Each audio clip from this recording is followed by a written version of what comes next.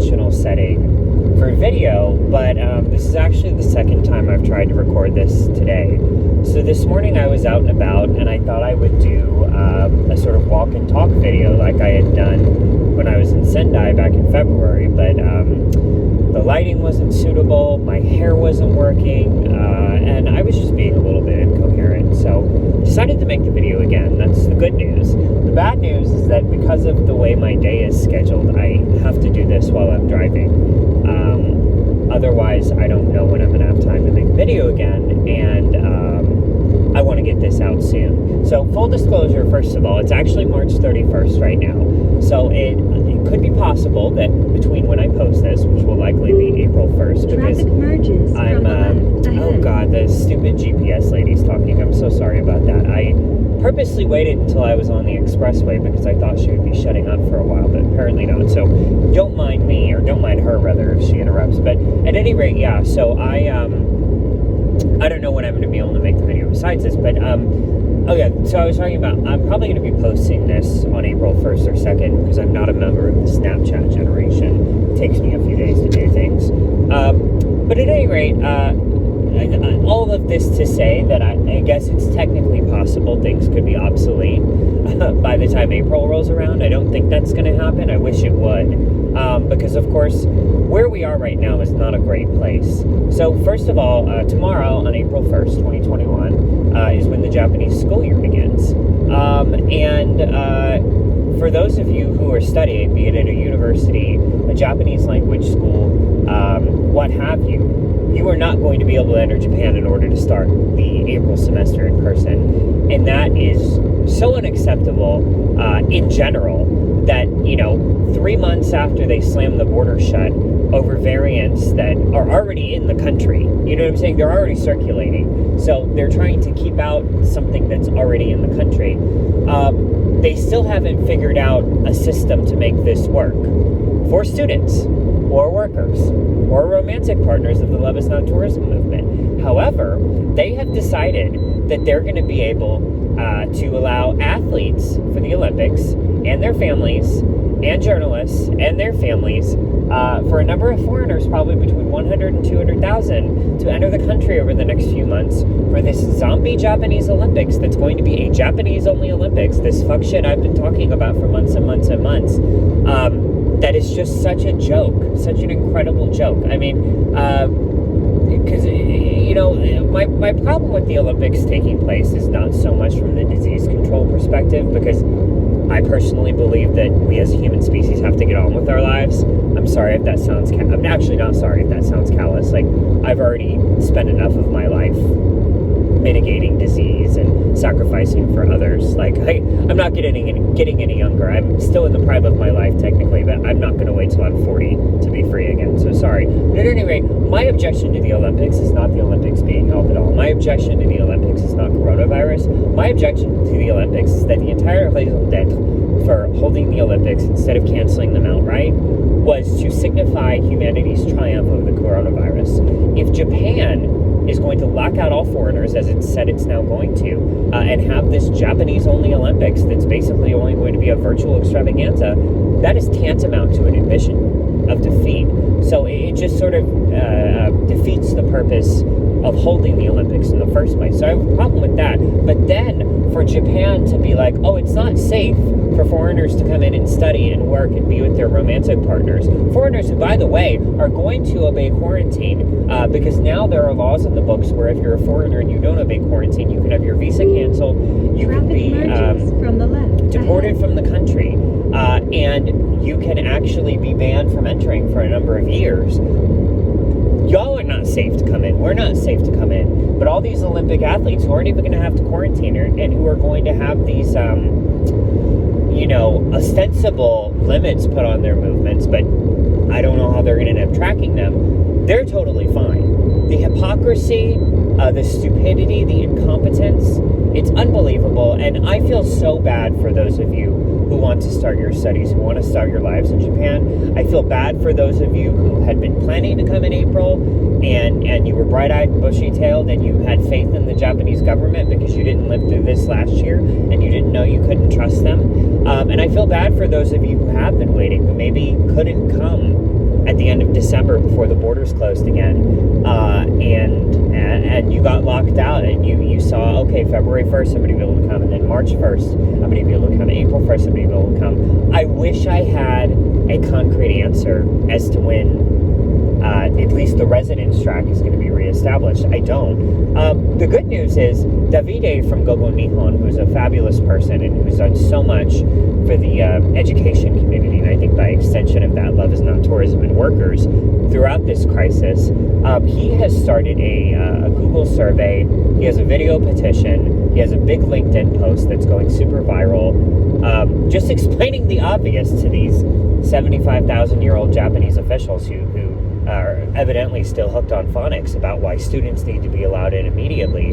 And he was successful back in the fall. I think he was a big part of the reason that the residence track was established the way it was. And I think he'll be successful again. The question, of course, is when. Because the other discussion that I think we really need to pivot to is the fact that now that we have hundreds of millions of vaccine doses, soon to be 1 billion vaccine doses coming on worldwide. As we get through the spring and into the summer, many developed countries are going to be at or near herd immunity. As much as it's hard to believe with the surges going on in Brazil and India and Central and Eastern Europe and 1 or 2 U.S. states, the pandemic is going to be under control very soon. The acute phase of the pandemic is going to be over before we know it. And so it's really not the time for these punitive half measures that the Japanese government, Australian government, all these countries are talking about. It's not time for travel bubbles. It's not time for exemptions. It's really time to be charting a course back to full reopening. And I think that that's where the conversation has to go, because I would like to believe that students and workers and romantic partners, people who would qualify under the residence track and/or humanitarian exemption, are going to be able to enter sometime this month, maybe May. But I think moving beyond that, we can't be having that conversation anymore.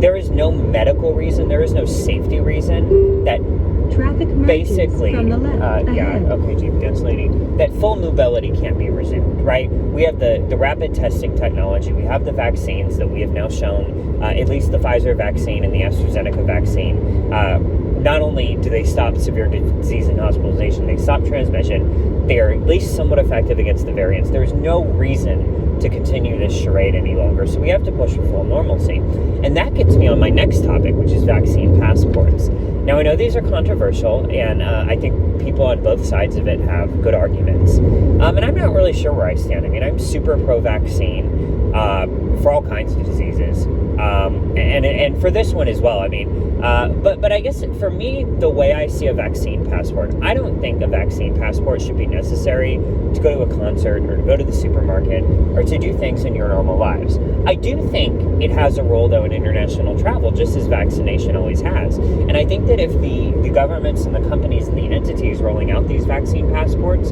can, from the beginning, deliberately limit the scope of their application, I think they can be really valuable. Not as a permanent tool, mind you, because at some point the pandemic is going to end in earnest, not just the acute phase of the pandemic. In some phase, this disease is going to be endemic. It's going to be like another cold or flu. I know it's taboo to say that, but that's really what's going to happen once these vaccines defang it. And health-related restrictions won't be necessary at all. But the way I see a vaccine passport for international travel is almost like a defibrillator. You know, the thing clear, you get the heart started again. And I think that I would be willing to participate in such a scheme if it meant that I could freely move again. Well, I mean, it's not free movement if you have to show you're vaccinated, but it's closer than we are now. The problem is Japan has indicated that while it would like to develop a vaccine passport to allow its citizens to freely travel abroad, it is not going to extend the same courtesy the other way. So to put it another way, Japanese people will be able to travel around the world, I guess, because most countries haven't closed off the Japanese for reasons that are beyond me. And they're going to be able to use this vaccine passport to get back into their country without having to quarantine. Remember, I mean, not that they really obey quarantine rules anyway, but apparently this is not going to be extended to foreigners, which is just, you know, it makes no sense with people who need to be here for essential reasons. It doesn't make sense with tourism either, because here's the other thing. So I had a fascinating meeting yesterday. I went around the Fushimi district in Kyoto with a good friend of mine who ran a sake tour company before coronavirus, and I sent a lot of customers his way. We had a great partnership. He has put that on indefinite pause and opened an amazake shop with his wife, who is very pregnant and about to bust. And it has to give birth in a mask, and he can't go in the room with her when she's giving birth because of COVID. But that's beside the point. We had a meeting, and we were talking about the fact that in spite of the fact that the city of Kyoto is one of the biggest tourist attractions and tourist destinations in Japan for foreigners, for domestic travelers, and what have you, the city's actually in a massive budgetary hole, largely because of mismanagement and corruption, but now, of course, because there is this new revenue problem that they have. And I suspect that what's happening is the tourism industry in Japan really needs to get going again, because even though domestic tourism is a pretty big market here, foreigners spend something like twice or three times as much as Japanese, and it being that foreigner tourists are at least as numerous as Japanese ones, and may soon be more numerous. It's extremely important to get tourism back. I know we talk about love is not tourism, work is not tourism, education is not tourism, and that's fine, but tourism is extremely important to Japan given the shrinkage of its population, the constant deflationary and anemic state of its economy. It's extremely important. It needs to start going again. And I think there are two problems that happen. I think number one, because of the hierarchical system of Japanese society, a lot of these companies and government ministries and organizations, they basically they sort of demur to the prime minister and the people in the central government, and if they don't officially get the word about being able to name something as a priority, they just don't talk about it. So I was asking him, I was like, so why hasn't the JNTO, the Japan National Tourism Organization, why haven't they been more forceful about this like some countries are? Like, for example, South African tourism has been fabulous about trying to get the border reopened. Even in Thailand, you have private and public organizations campaigning to reopen the border. A country that, by the way, has done much better than Japan in managing COVID. But for some reason in Japan, they're just not doing this. It just doesn't seem to be a priority. And he said the second thing, of course, is that in spite of Japan's veneer of competence, both on a public and a private level, this is a country that, broadly speaking, lacks a strategy for anything. And I think tourism, unfortunately, with the exception of maybe the general push related to the Olympics, the general push after the Great Tohoku earthquake now 10 years ago, God rest their souls, doesn't really have a tourism strategy. And so there's that. And then the other topic I wanted to address is someone asked me the other day, they said, why do you think Japan is so strict about its border control and so sort of zero tolerance about foreigners entering during this time, when really, with the exception of a couple weeks after the initial state of emergency last spring, has never really fully suppressed the virus. I mean, there's been over 1,000 cases a day in Japan, basically since last August or September, every single day, and they're rising again now, of course, even though foreigners have been locked out for 3 months. And I think part of what it is that, I think the Japanese government and the Japanese public, by extension, are convinced that they've done a much better job managing COVID than they have, in spite of the fact that even with Japan's low testing numbers, it is by far the worst performer in East Asia for cases and deaths, positivity rate, so on and so forth, and also seems poised to be effing up the vaccination campaign, not ordering enough, having an anti-vaxxer population, so on and so forth. And now I don't know exactly what that derives from. Like, I would think from the perspective of the government and maybe the people, it's sort of a losing face thing, right? Maybe they know in their heart of hearts that they really haven't done a great job with COVID, but they don't want to admit it because doing so would require them to admit that Japanese people are not the best at everything in the world and they're not the master race. But I don't know. I think there is this belief or this lie that people are holding up as the truth. From the left. Oh, thank you, GPS lady, again. That Japan has just done the best with COVID, and they're a world leader in their epidemic management, and they just can't mess it up by having foreigners come in. And at least as much criticism as I have for Australia and New Zealand, who I think are wrongly praised a lot of the time because their zero COVID model is totally unsustainable, I think at least there is an argument for them not to allow foreigners for the time being, because at least with New Zealand, and obviously not Australia, because they just locked down Brisbane because 2 people coughed, but at least in those countries you can kind of see where they're coming from, totally locking their borders for a while, and because they have an exit strategy, right? They want to have their populations inoculated by October, November, and December, and then more or less reopen the border. I can respect that, even though I have some criticisms. Japan has no strategy. They're rudderless. They have no idea what's going on, and I think they've just convinced themselves that they're right, because the alternative, of course, is having to admit they're wrong. And I think that for better or for worse, this is a country that just isn't really good about doing that. And I can empathize. I'm kind of a stubborn person as well, but then again, I'm not the 3rd largest economy in the world, and I am only responsible for my own life and not for the life and livelihoods of anybody else. But at any rate, I have blathered on too long. So to recap, first of all, everyone is still locked out as of April 1st, including students who are going to start for the new school year. I'm so sorry about you. I will link to Davide's Medium post and video and his campaign, so you can get involved if you're one of those people. And I think that's probably your best bet of getting in ASAP. When ASAP is, no fucking clue. I would like to believe it would be sometime in April. You know, if you could enter 2 weeks from now, that would allow you to get out of quarantine for May 1st. I don't know when it's going to be.